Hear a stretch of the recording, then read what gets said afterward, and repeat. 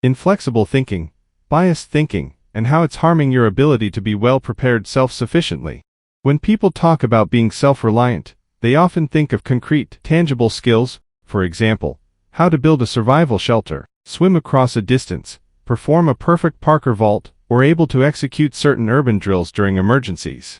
These skills are absolutely important, sure, but there's also a silent danger in focusing only on them. True self-reliance isn't just about what you know how to do. It's also about how well you can think when the situation doesn't go as planned, when the scenario changes, when stress hits, when something unexpected breaks your routine or plan. Do you adapt, or do you freeze? That's the true test. And it doesn't rely solely on your physical ability. It depends just as much, if not more, on cognitive flexibility, creative problem solving, emotional regulation, and real-time decision-making. Here's where many people fall into this trap. Our minds are naturally drawn to certainty. We crave clean checklists, structured answers, and clear categories. So we gravitate toward learning packaged, concrete skills, things that feel real, because they can be measured or demonstrated. That feels productive. But at the same time, many quietly dismissed soft skills, like flexible thinking, improvisation, and dynamic stress tolerance, as unnecessary, impractical, or even woo-woo stuff. They assume that if they master just the concrete skills, they'll be prepared. But this is often where the confidence can become misleading. We've seen this again and again in real-life coaching. A student learns to swim laps confidently in the pool, but then panics in open natural bodies of water when there's current, limited visibility, and other spontaneous forces of nature. A Parker student nails every vault in a gym, but freezes when vaulting through forest terrain, because there's too many dynamic variables, and it wasn't part of the plan. A client learns the basic concrete urban survival skills, but gets paralyzed when a situation doesn't match their textbook drills. These aren't failures of knowledge. They're failures of true dynamic adaptability under pressure of the real world. People who fall into this trap may also be smart, capable, and well-meaning. Sure, they may have a lot of life experience, but it may also be harder for them to see where their blind spots are. Psychology explains this well. Humans are wired with cognitive biases, like overconfidence, black and white thinking, and confirmation bias, and these are very common among people, that make us feel more prepared than we really are. And if we don't train ourselves to recognize it, it becomes a hidden liability. And that's why it's important for educators and coaches to emphasize both importance of the concrete skills and the soft skills. Like how Training by Glenn Academy does it, to coach adaptability, strategic thinking, stress inoculation, and improvisation alongside physical techniques. This is not to sound poetic for the sake of it, but because the real world is often messy. And when the script breaks down, it's not your plan that will save you. It's your ability to pivot. A strong foundation in survival, fitness, and self-sufficiency isn't just about knowing what to do. It's about training your mind to handle what you didn't expect. The most dangerous mindset is one that believes, I'm already prepared, without ever testing that belief under real-world chaos, because life doesn't care how ready you think you are. So here's the real question. Are you training for a script, or are you training for reality? Here are some examples. You're in the city. Blackout hits. Massive power grid failure. You stay calm. You've done drills for this. Your go bag's ready. You know the protocol. Leave work early. Get supplies. Head to your friend's place to ride it out. But on your way to the supermarket, you realize your phone is bricked. Your backup charger's also failing. Maybe it was fried during the blackout. You get to the store. There's already a crowd. You try to talk to someone, ask if they know what's going on, but they don't speak your language fluently. You try another person. They're panicking. You approach a third, but they assume you're trying to cut the queue or steal, and start yelling. Now you're in the middle of a rapidly escalating misunderstanding. People are gathering. Tensions are rising. You didn't do anything wrong, but in just 30 seconds, you went from calm and prepared to misjudged, mistrusted, and surrounded by chaos. No gear saved you. No pre-planned tactic applied. Your only real weapons now: emotional regulation under social threat, conflict de-escalation, empathy-driven communication. Creatively come up with solutions under pressure with insufficient information. Another example. You've trained some bushcraft on your own. You know how to light a fire, build a shelter, identify edible plants from familiar categories, purify water, and follow basic navigation theory.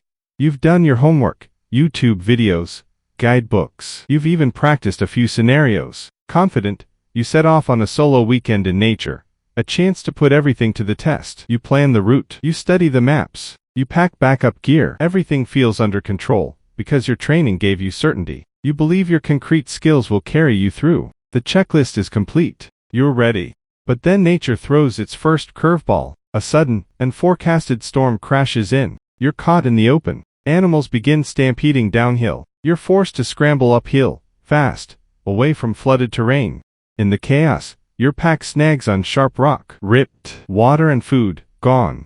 Now you're disoriented, exhausted. The map's irrelevant. You never downloaded an offline copy, and there's no signal. Your compass, lost during the rush. This isn't the terrain you trained for. The plants around you are completely unfamiliar. The tree species are different. No birch, no cedar, nothing you learned to work with. The ground is damp and spongy. You can't anchor a shelter. You can't find dry tinder. You can't even find direction. And there's no structure nearby to hang your tarp. Just open, uneven land. Nightfall is approaching. So what now? Can you build a completely improvised shelter with unknown materials, when none of your practice scripts apply? If you can't start a fire, what's your plan B for warmth, food, clean water? Can you critically assess strange plant life without panicking, or poisoning yourself? Can you reconstruct a new possible mental map of the terrain, without any of your familiar cues? Can you stay calm, reorder priorities, and creatively engineer solutions on the fly, despite everything you prepared crumbling into irrelevance? Because this is what most training never teaches. Bushcraft isn't about repeating skills you already know. It's about becoming someone who stays functional when the world stops making sense. If you only trained your hands, but never trained your mind to flex and adapt, then the wilderness will chew you up slowly. Your survival won't be decided by just how well you practiced the known, but how well you can ultimately navigate the unknown. Another example. You've taken swim lessons. You know freestyle. You've done laps in the pool, maybe even swam a few hundred meters. Now imagine you're on a boat trip near the coast. Calm waters. Suddenly, a rogue wave slams the vessel. You get thrown off. No life jacket. You're in the sea. No wall to hold. No floor to stand on. Salt stings your eyes. The current is slowly pulling you away from the boat, and panic sets in. Now what? The people on the boat didn't see you fall. You scream, but it's windy. What matters now isn't your textbook strokes. It's, can you stay calm enough not to waste energy? Can you float for long periods without tiring yourself out? Can your mind keep you calm enough to not add on to tiring yourself out? Can you attract attention with limited movement? Can you track current direction and make calculated micro-movements toward help? If your mind blanks out, if panic hijacks your breath, if you refuse to accept the unpredictability of the ocean and burn energy fighting it, you die. Not because you didn't learn to swim, but because you never trained your mind to adapt under real-world stress. Soft skills don't just supplement your hard skills, they make them usable. You might say, well, I'll just train all the concrete skills. I'll master every fire-starting technique, memorize all edible plants, learn every terrain type, every survival trick, every urban protocol. Then I'll be ready for anything. It sounds solid, logical, but it breaks down the moment you understand one uncomfortable truth. You can never pre-train for everything. The real world is countless in its permutations. Concrete skills are passive. They only activate in situations that match your training. But soft skills, things like creativity, improvisation, emotional regulation, critical thinking, are active. They work even when your training doesn't fit the situation. And let's be brutally honest, most of the time in the real world, your training won't perfectly match what you're facing. This isn't just theory, it's human nature under stress. Even if you've trained extensively, the moment you're cold, hungry, and disoriented in unfamiliar terrain, your hard skills can jam. Like a gun filled with sand. You know what to do, but you can't think clearly. Or the textbook methods don't match the environment. Or your gear is broken. Or someone else is panicking and you have to manage that too. And this is where soft skills become not optional, but foundational. They are what allow you to stay mentally fluid, reassess the situation, reprioritize in real time, and invent a new plan from scratch. Think about it. Real-world challenges are rarely clean-cut skill tests. They're chaotic systems. You're dealing with multiple overlapping problems, missing tools, unpredictable environments, changing weather, human behavior, stress, fear, lack of information, and all of it compounds. These aren't skill failures. These are systemic curveballs, and hard skills alone can't resolve those. You need adaptability. You need divergent thinking. You need to make rapid, high-stakes decisions with missing data and no script, and still execute under pressure. Even when you planned everything down to the hour, entropy wins. Something somehow can always break. That's not pessimism. That's reality. Nature, cities, technology, people, they all have a way of undermining your clean-cut plans. That's why elite professionals, military operatives, first responders, expedition leaders, don't just train in procedures. They train their cognitive adaptability. They practice thinking under chaos, because when the plan collapses, and all you have is your brain, that's when survival depends on soft skill.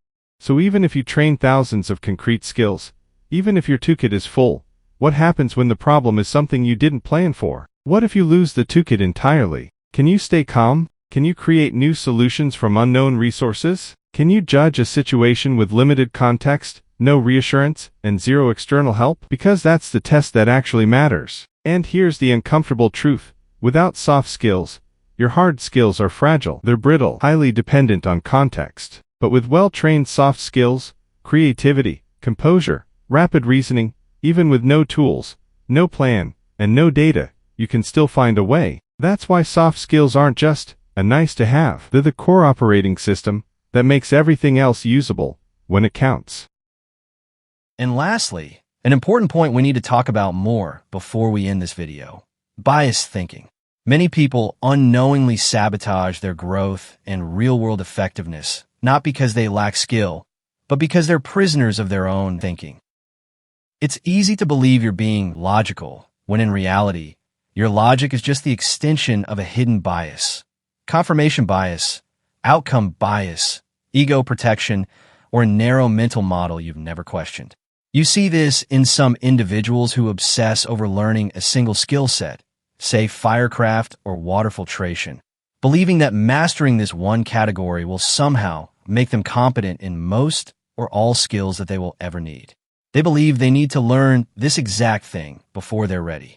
They believe the skill works in only one form. They reject new approaches and ideas because that's not how it's done. But that mindset is a trap. This is a failure of broader thinking and pattern recognition. The mind gets attached to a single tool, a single approach, or a correct sequence, and recklessly filters out everything that doesn't match. It says, I already know what works, so I don't need to rethink it. But in reality, every situation is subtly or dramatically different. And it's in those moments when things don't go as expected that your cognitive flexibility becomes the real survival tool. If you're always waiting for information to perfectly match what you expect, you'll miss other critical data in your environment. If you rigidly always assume there's only one correct way, you won't adapt when the ground shifts beneath you. Bias makes you dismiss alternative strategies that don't look right at first glance. Bias keeps you arguing for the method you already chose, even when the situation has already outgrown it. This is why open-mindedness isn't just a nice personality trait. It's a core survival skill. But it's not just about being open in a vague way. It's about training yourself to pause before dismissing. When you catch yourself knee-jerk reacting, that wouldn't work, that's not how it's done, or that's unnecessary.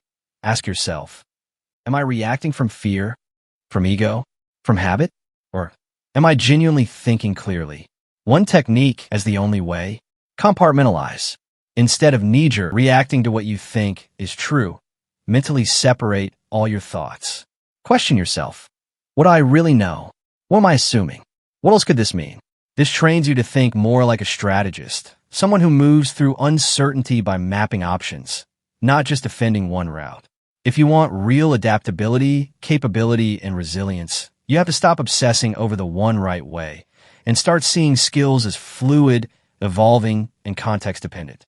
You have to train yourself to let go of the need for over-certainty and spend as much time building trust in your own ability to improvise. Because when things truly fall apart, whether in nature, in a crisis, or in life, it's not just your most rehearsed skill that saves you. It's equally, or more, also on your ability to see clearly, adapt fast, and resist the pull of your own blind spots. At the end of the day, biased thinking isn't just a cognitive limitation. It's a liability. And if your goal is true self-sufficiency, the kind that works even when everything familiar breaks down, then your greatest upgrade isn't another tool or technique. It's a mind that questions itself before it collapses into its own illusions.